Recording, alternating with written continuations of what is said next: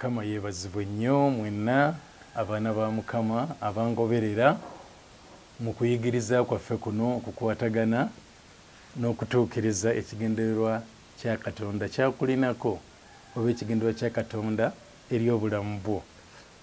Mbadde nga nkozesa ebigambo ebitali bimu okutuukiriza okuteesa kwa Katonda oba ekigendererwa kya Katonda eri obulamu bwo n'ebirala okwolesebwa Katonda kwakulinako byonna tuzze nga tubiraba.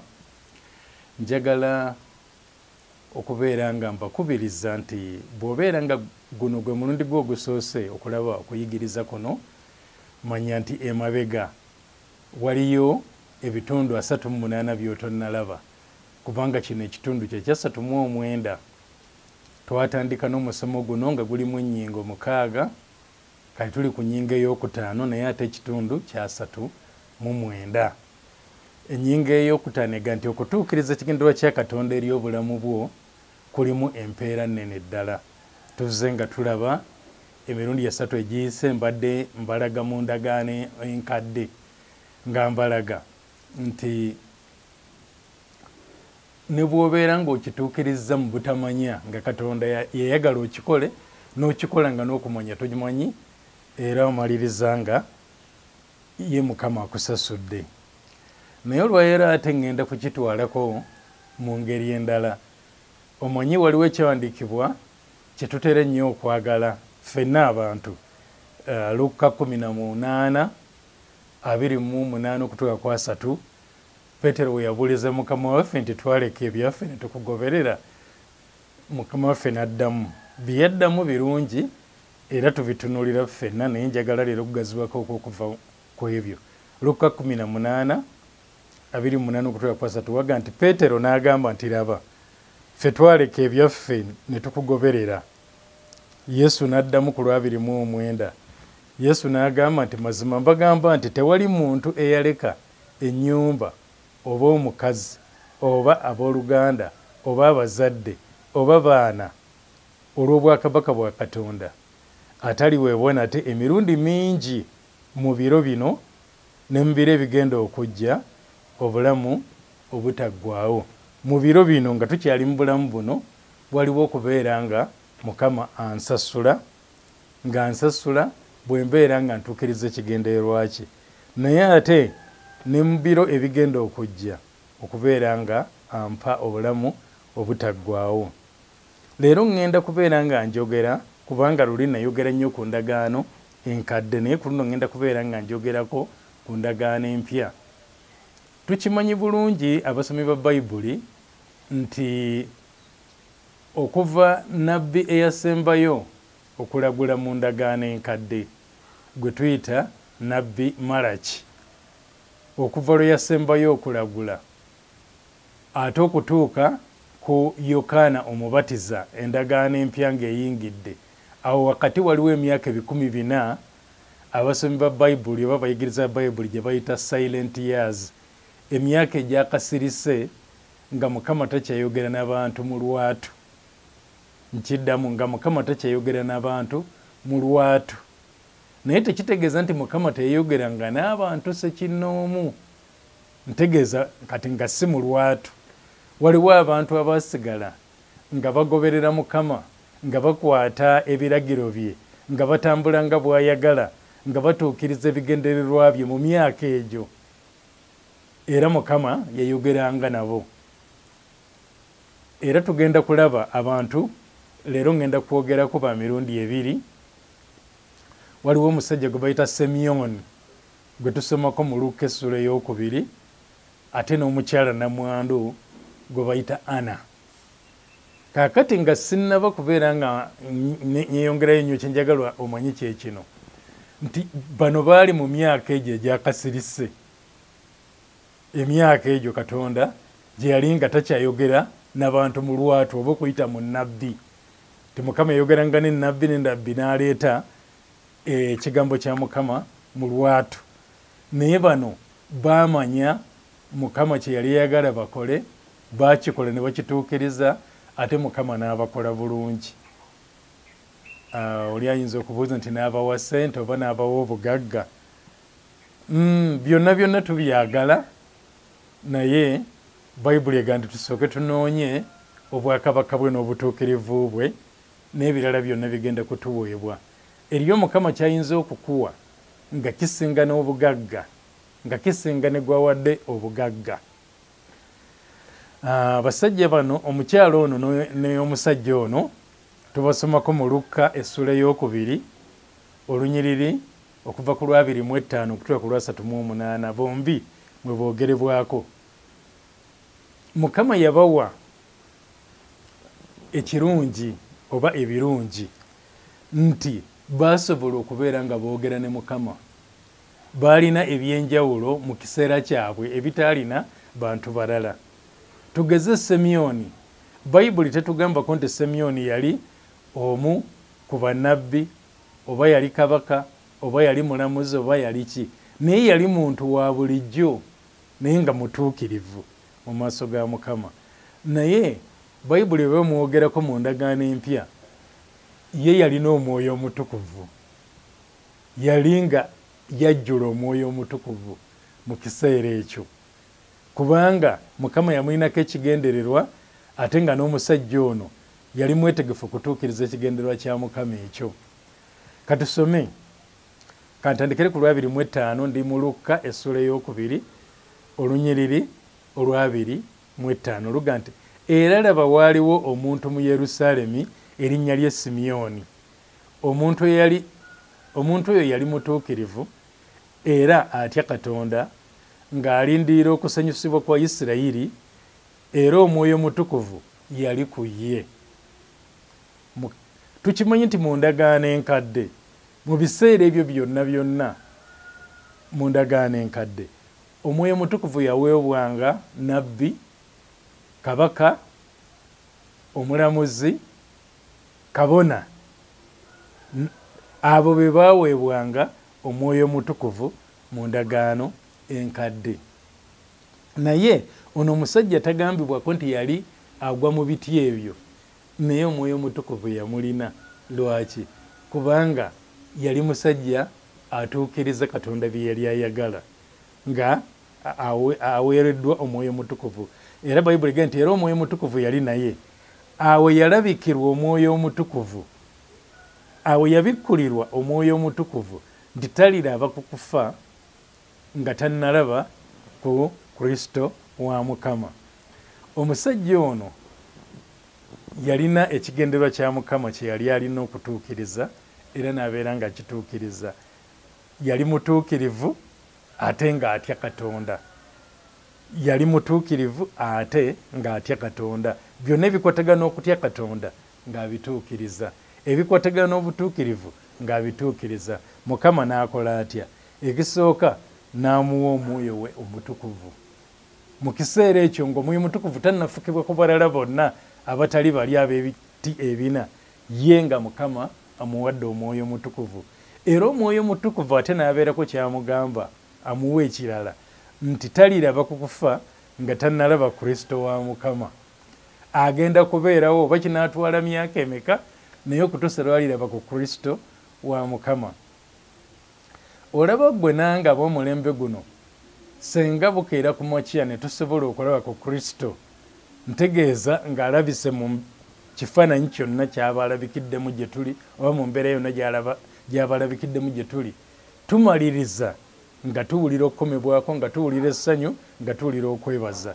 Naye ono ye tekyali kumulaba mu kifaananyi kirala kyonna, kyali kumulaba mu buliwo ng'azze mu nsi. Mukama n'akimuwa nti togenda kufa musajja gwe, okutuusa ng'olabye ku Kristo wa Mukama. Ekyo ndowooza ffenna twandibadde tukyegomba, naye yakiweebwa omusajja ono kubanga ki? Yali mutuukirivu era ng'atya Katonda. Mu biro abantu we baali batakyawulirira bikwatagana ne Katonda, ng'okwogera kwa Mukama okw'olwatu nga kwavaawo, ye Simyoni yawuliriza Mukama, yamuwulira, yafuna okujjuzibwa omwoyo omutukuvu, ate n'aweebwa n'okubeera nga agenda kulaba ku Mukama waffe nga tannafa, nga ye Simyoni nga tannafa, ng'alaba ku Mukama waffe mu buliwo. yamulaba mu buliwo ng'ali mu mubiri ng'ayambadde omubiri si mu bifaananyi naye mu buliwo. Kaakati Bayibuli etugamba ku 2:7 nti najjira mu mwoyo mu yeekaalu, anti yaweebwa omwoyo ng'atambulira mu mwoyo. Najjira mu mwoyo mu yeekaalu ng'alina ky'alina okutuukiriza ekya Mukama. Abakadde be bwe baayingiza omwana Yesu okumukola nga bweri empisa y'amateeka, awo ye n'amukwata n'emikono gye ne yeebaza Katonda ng'agamba nti Simyoni n'akwata Yesu. Njagala okubemu akafaananyi ak'okubeera nga Mukama akuwadde ekyo, Katonda ng'akuwadde okubeera nga gw'ositudde omwana wa Katonda mu ngalo zo. N'amukwata mu mikono gye ne yeebaza Katonda ng'agamba nti Mukama wange, kaakano siibula omuddu wo emirembe ng'ekigambo kyo bwe kyali. Kubanga ekigambo kya Mukama kyali nti togenda kufa okutuusa ng'olabye ku Kristo wa Mukama. Kati yali amulabyeko, amukutte n'okumukwata mu ngalo ze. Amulabye oyo agenda okununula Isirayiri, oyo agenda okubeera omulokozi w'ensi. Ani atandiyegombye kulaba ku ekyo? Naye lwaki Simyoni yakiraba? Kubanga yatuukiriza ekigendererwa kya Katonda. Yakolanga ebyo Katonda by'amugamba, nga mutuukirivu, ng'atya Katonda, nga yeekuuma ebyo Katonda by'ayagala. N'ekyavaamu kwe kubeera nga aweebwa omwoyo mutukuvu, n'ekirala n'aweebwa empeera endala ennene esinga ne ku eyo, ey'okubeera nti yakwata ku Mukama waffe mu mikono gye. Mukama waffe bwe yali mu mubiri yamukwatako mu mikono gye, era ne yeebaza Katonda ng'aga nti Mukama wange, kaakano siibula omuddu wo emirembe ng'ekigambo kyo bwe kyali. Kubanga amaaso gange galabye obulokozi bwo bwe wateekateeka mu maaso g'abantu bonna. Kaakati nno Mukama n'amukozesa n'okubeera nga ayitamu ebigambo eby'obunnabbi. Naye tuli mu myaka egyo nga egy'okubeera nga gyali gyakasirise okuva Malaki nabbi yasembeyo lwe yalagula. Naye kati tulaba omusajja ono Simyoni alagula, kubanga omwana ono ng'amwogerako ng'agamba nti bye wateekateeka mu maaso g'abantu bonna okuba omusana ogw'okumulisa amawanga n'okuba ekitiibwa ky'abantu bo Isirayiri. Ebyo byali bigambo bya bunnabbi ku Mukama waffe Yesu Kristo, naye ng'ani abiwa? Simyoni, mu myaka ki? Egyakasirise. N'okuba ekitiibwa ky'abantu bo Isirayiri. Kitaawe ne nnyina ne beewuunya ebigambo ebyo bye yayogera. Awo Simyoni n'abasabira omukisa.